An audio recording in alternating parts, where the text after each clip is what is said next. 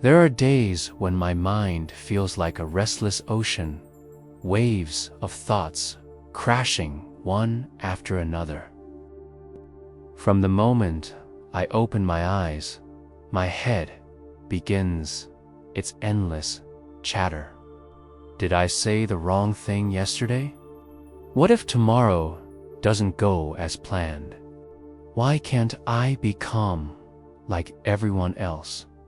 It's like being trapped inside a cage built not of iron, but of my own thoughts. I remember sitting by the window one night, staring at the city light flickering in the distance. Everyone seemed to be moving forward, laughing, living, but I was stuck in the same circle of overthinking. Every small decision turned into a storm of what-ifs. Every silence became unbearable. I'd replay conversations in my head, searching for mistakes no one else even noticed. I'd imagined futures that hadn't happened, crafting fears out of shadows. Sleep became a stranger. I'd lie down and close my eyes, but instead of peace, I'd hear the noise of my own mind echoing in the darkness. Thoughts twisted into each other, regrets from the past merging with anxieties about the future. My breath would quicken, my chest would tighten, and even in the quietest moments, I felt overwhelmed by a storm no one else could see. People told me, just relax, stop overthinking. But inside, I wanted to scream. If it were that easy, I would have done it long ago. I didn't want to think so much. I simply didn't know how not to. My mind was constantly searching for control, for certainty, for safety. And yet, the more I tried to control, the more it slipped away. There were moments when I'd catch myself staring at nothing, just sitting still, lost in an invisible battle. My hands would tremble slightly, and I'd feel a hollow ache deep within my chest. It wasn't sadness exactly, nor fear alone. It was a strange mixture of both, something I couldn't name. I felt like I was drifting, disconnected from the present, trapped inside a maze that had no exit. Even the smallest things began to weigh heavily. A message left unread, a task unfinished, a word unsaid. My mind magnified everything until it became unbearable. It was exhausting to think so much, to feel so deeply, to want peace but not know where to find it. One evening, after another day spent trapped in my head, I went for a walk by the river. The world was quiet, soft wind, rippling water, distant laughter. I stood there for a long time, watching the reflection of the moon dance upon the surface. For a brief second, I felt something shift. The river kept flowing effortlessly, without trying to be still. I envied that peace. I wanted to know how to live like that, how to live without constantly analyzing every step, every breath. That night, I realized something was deeply missing, not outside, but within. I didn't need more answers. I needed silence. I needed a way to calm the storm inside my own mind. And though I didn't yet know where to begin, I felt a faint pull.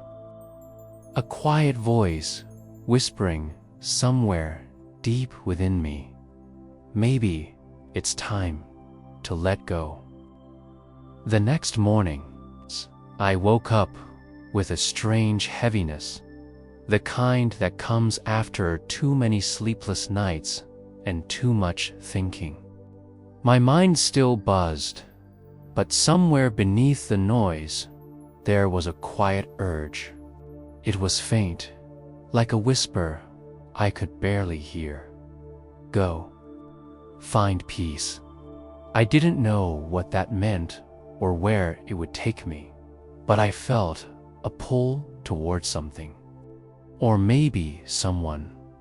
A friend once mentioned an old monk who lived on the edge of the town, near the hills where the forest began. People said he didn't speak much, yet those who met him often came back lighter, calmer, somehow changed. That memory came to me like a lantern in fog. I didn't think twice. I just packed a small bag, put on a simple shirt, and took the first bus that headed toward the hills.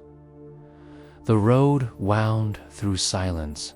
As the city faded behind me, I could almost feel my thoughts slowing down, like dust settling after a storm. When I finally reached the small monastery, the sun was resting gently on the edge of the mountains. The air was cool, carrying the smell of incense and pine trees. Birds sang softly, and somewhere a bell echoed.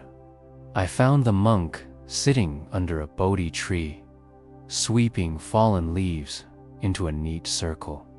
He was old, perhaps 70, perhaps timeless, with a calm face that seemed to carry no trace of hurry or worry.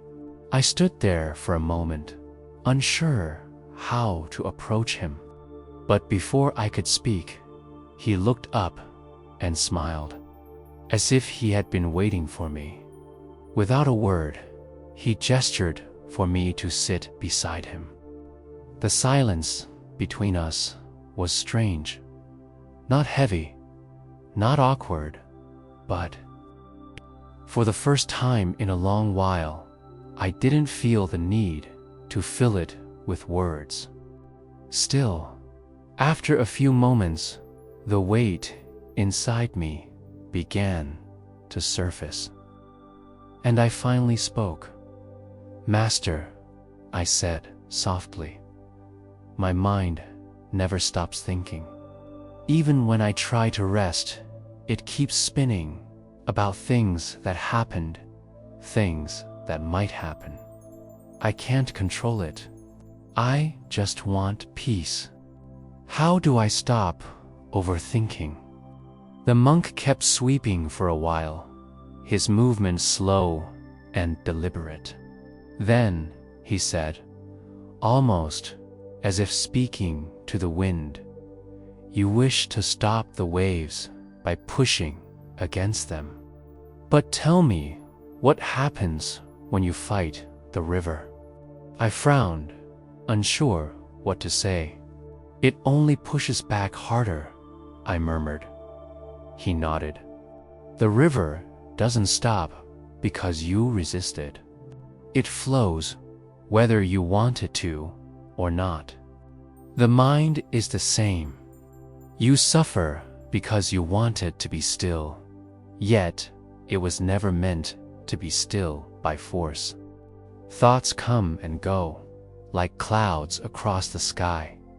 The sky never tries to chase them away." His words were simple, yet they sank deep into me. I had spent years trying to stop thinking, to control every thought, to win against my own mind. But maybe that was the very reason I was suffering. The monk stood and motioned toward the river below the monastery. We walked together, and I noticed how easily he moved, each step light, as if he carried no burden at all.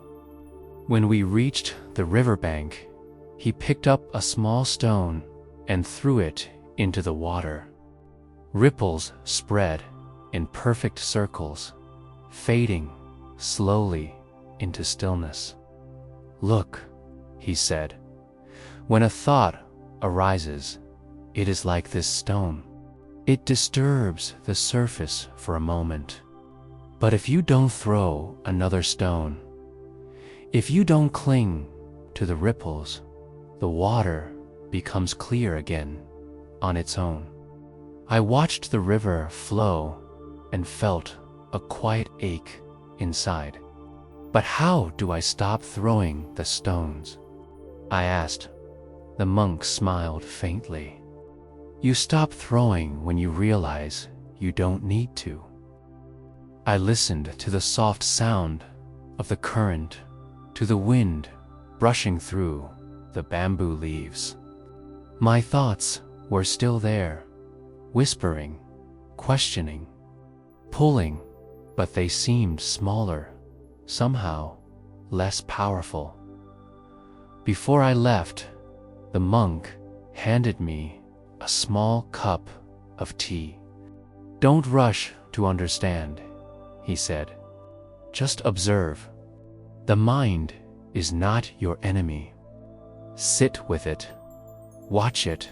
One day, it will tire of its own noise, and then you will see the space behind it.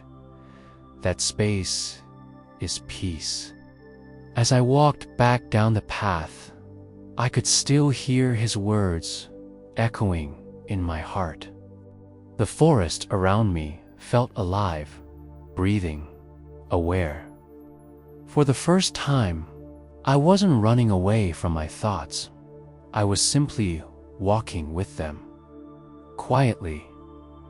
That night, when I closed my eyes, the silence didn't feel empty anymore. It felt like a doorway, and though my mind still whispered and wandered, I began to sense something beneath it, still, deep, and waiting to be known. The following morning, I woke up before sunrise. The air in the monastery was cool, and a faint orange glow began to spread across the horizon. Everything felt still, the kind of stillness that exists only before the world wakes. I could hear the distant rustle of leaves, the gentle hum of insects, and my own heartbeat. For a long time, I just sat there, breathing. My thoughts, as usual, were ready to flood in. But this time, I remembered what the monk had said: "Don't fight the river." So I didn't. I simply watched. At first, the thoughts came fast.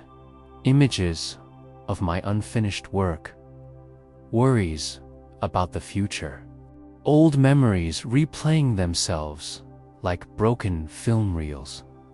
My instinct was to push them away, but instead, I let them pass through me. I imagined each thought as a leaf drifting on water. Some leaves floated by quickly, some stayed a little longer, circling on the surface before fading away. And then, slowly, the water began to look clearer. Something strange happened in that moment. For the first time, I realized that I was not my thoughts. I was the one watching them. That small shift, that tiny distance, felt like a door opening inside my chest. I had spent years being swallowed by my own mind, believing every thought was truth, every fear was real. But now, as I sat in silence, I could see how thoughts were nothing but clouds, and I was the vast sky behind them. Later that day, the monk invited me to walk with him to the nearby forest. The path was narrow, covered with fallen leaves that crunched beneath our feet. Neither of us spoke for a long time. Then, as we stopped beside a quiet pond, he said, "When you stare into this water, what do you see?" "My reflection," I replied. He smiled. "Yes, but if you throw a stone into it, the reflection breaks." "Exactly," he said softly. "That's what overthinking does. Every fear, every desire, every memory, each is a stone you throw into the still water of your mind. The more you throw, the less you can see. You cannot see the truth when the surface is disturbed." He knelt beside the pond, dipping his fingers lightly into the water. "Peace is not found by stilling the water forcefully," he continued. "It clears when you stop throwing stones." I stood there in silence, watching the ripples fade. My reflection slowly returned, calm and clear. I felt something loosen inside me, an invisible knot I hadn't even realized I was holding. All my life, I've been trying to control, to understand, to fix everything that felt uncertain. But the more I clung, the more restless I became. We walked deeper into the forest. Sunlight streamed through the tall bamboo, painting golden patches on the ground. The monk said, "Your mind wants to control everything because it fears impermanence. But look around, nothing here stays the same. The leaves fall, the river flows, even this breath you take does not return. When you accept change, overthinking loses its power." His words sank deep into my heart. I looked at the forest, every sound, every color, every whisper of wind, and for the first time, it didn't feel separate from me. I wasn't an observer anymore. I was part of it. The boundaries between myself and the world began to blur as we returned to the monastery. The monk handed me a small bowl of rice for lunch. "Eat slowly," he said. "Taste each grain. Do not think, just be present." At first, I thought it was just another lesson in mindfulness. But as I focused on each bite, the warmth, the texture, the rhythm of chewing, something remarkable happened.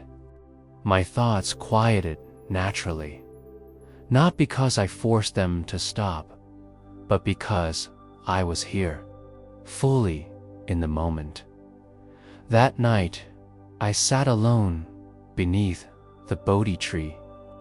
The moonlight washed over the courtyard, and the shadows of the leaves danced on the ground. I watched my breath, in, out,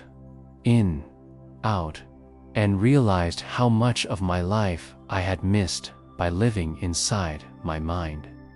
All the what ifs, all the imaginary conversations, All the regrets, they were nothing but illusions that had stolen the beauty of now.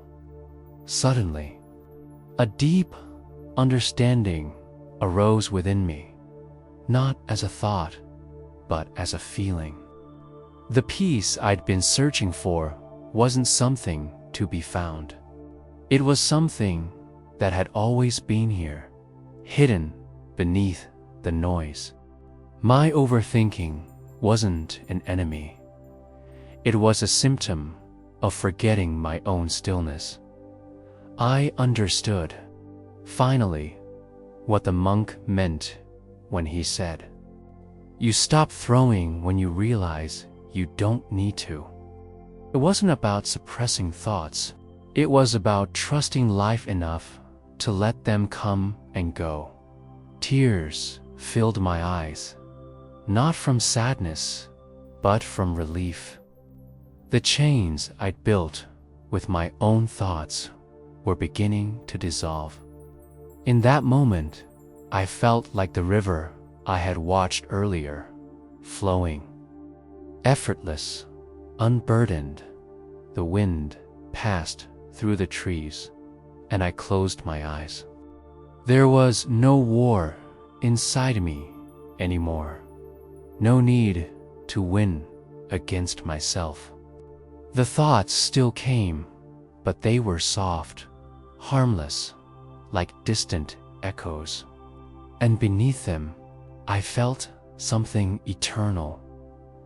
Silence, vast and compassionate. That was my awakening. Not a loud revelation, not a flash of light, just a quiet knowing. I am not my thoughts. I am the space that holds them. When I opened my eyes, the world hadn't changed, but I had. Days passed quietly in the monastery after that night of awakening. Yet, something within me had shifted completely. The noise inside my head, which once ruled every waking moment, had lost its grip. It wasn't that thoughts had disappeared. They still came, like passing clouds, but they no longer carried the same weight. They came and they went, and in between their coming and going, there was peace. The monk gave me simple tasks each day, sweeping the courtyard, carrying water from the river, arranging offerings in the temple. At first, I thought these were chores meant to test my patience, but soon I realized they were lessons in disguise. Each action became a meditation. Every movement, the sweep of the broom, the sound of flowing water, the touch of cool stone under my feet, drew me into the present moment. I wasn't lost in yesterday or worried about tomorrow. I was here, fully alive, fully awake. There was a strange kind of freedom in simplicity. The less I thought, the more I noticed. The play of sunlight through leaves, the scent of earth after rain, the rhythm of my own breath, like a quiet song I had forgotten how to hear. Even silence had a voice now, not empty, but full of meaning. One evening, as the monk and I sat by the river, I told him, my thoughts still appear, but they don't control me anymore. I can see them for what they are, just movements of the mind. He nodded gently. Yes, he said. Freedom does not mean silence of the mind.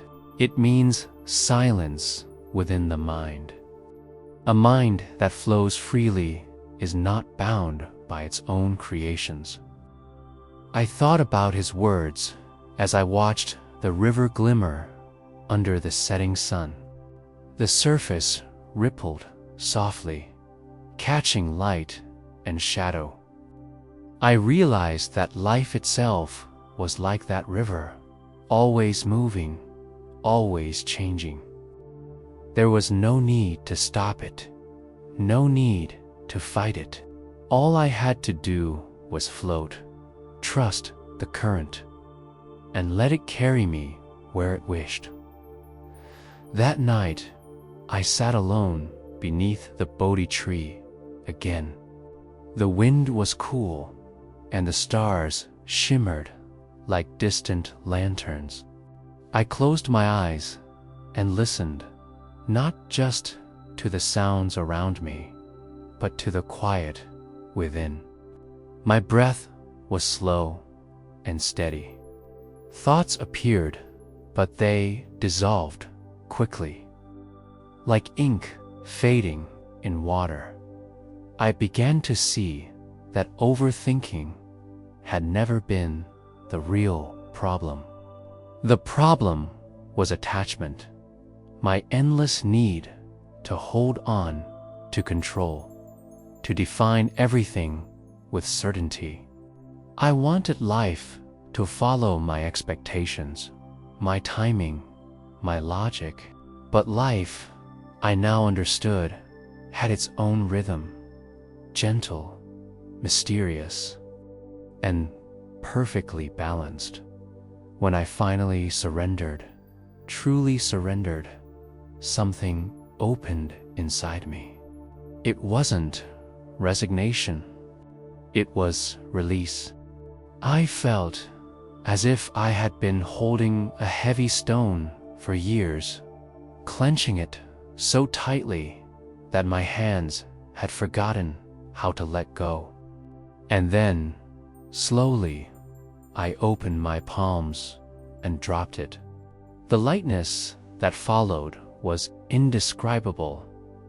The next morning, I joined the monks for meditation. As we sat in a circle, the world around us seemed to fade. I could feel the sunlight warming my face, the air moving softly through my robe, the faint heartbeat within my chest. Each breath felt like a gift, simple, precious, complete. For the first time, I understood what it meant to just be. After the meditation, the old monk looked at me and smiled. "Now you see," he said, "the peace you were chasing was never far away. It was only hidden beneath your resistance. You were running from your own mind, but peace lives right there, inside the running." I bowed my head. His words weren't new, but this time I understood them not with thought, but with experience. Later, as I prepared to leave the monastery, I felt a gentle sadness. This place had changed me in ways I couldn't explain. Yet, I knew it wasn't the monastery that held peace. It was my awareness, my ability to stay present wherever I went.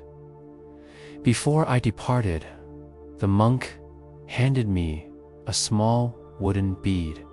"Keep this," he said, "not to remember me, but to remind yourself that every time your mind begins to wander, you can return here, not to this place, but to this moment." I held the bead tightly in my hand as I walked down the path back toward the world I had left behind. The same world that once overwhelmed me now felt softer, lighter. The noise of the city didn't disturb me the way it used to. I could see people rushing, worrying, running, and for the first time, I didn't feel trapped among them. I felt compassion. Sometimes the thoughts still return, the worries, the what-ifs, the endless questions. But now, I welcome them like old friends. I let them speak, and then I let them leave. They are not enemies. They're passing guests in the home of my awareness. When I sit quietly, I still hear the river from the monastery in my mind, that gentle, eternal sound of flowing water. It reminds me that everything moves, everything changes, and that peace is not in stopping the flow, but in moving with it. I've learned that true freedom is not found in escaping the mind, but in understanding it. It's the freedom to think, to feel, to experience, without being enslaved by any of it. It's the freedom to live fully, to love deeply, to let go gracefully. And so, I continue to walk this path, not as a monk, not as a seeker, but simply as a human being who has finally learned how to breathe, how to flow, how to be dot, as I sit here now, back in the same city where my journey began. I realize how different everything feels, not because the world has changed, but because I have. The noise of traffic, the hurried faces, the constant hum of life, they used to overwhelm me. Now, I see them as part of a larger rhythm, a dance that doesn't need my control to stay in harmony. The chaos outside no longer creates chaos within. There are still days when thoughts rise like restless waves. They come without warning, doubts, fears, old regrets whispering from the corners of my mind. But I no longer fight them. I let them appear, watch them with compassion, and they pass like clouds crossing a boundless sky. The monk's words echo within me. The sky never tries to chase the clouds away. Sometimes I pause in the middle of a busy day and simply breathe one deep breath in and out. That simple act brings me back to the present moment where peace quietly waits. It's strange how I once searched for peace in books, in people, in endless thinking, only to discover it was always within me, silent, steady, patient. Life still brings uncertainty, and the future remains unknown, but that no longer frightens me. I've learned that not knowing is not a curse, but a space of possibility. I no longer need to solve everything or predict every outcome. I trust the flow of life the way the river trusts its own current. When I look back at the person I was, restless, anxious, drowning in thoughts, I feel a deep compassion. That version of me was not wrong, just lost. And I think, perhaps we all are, at some point.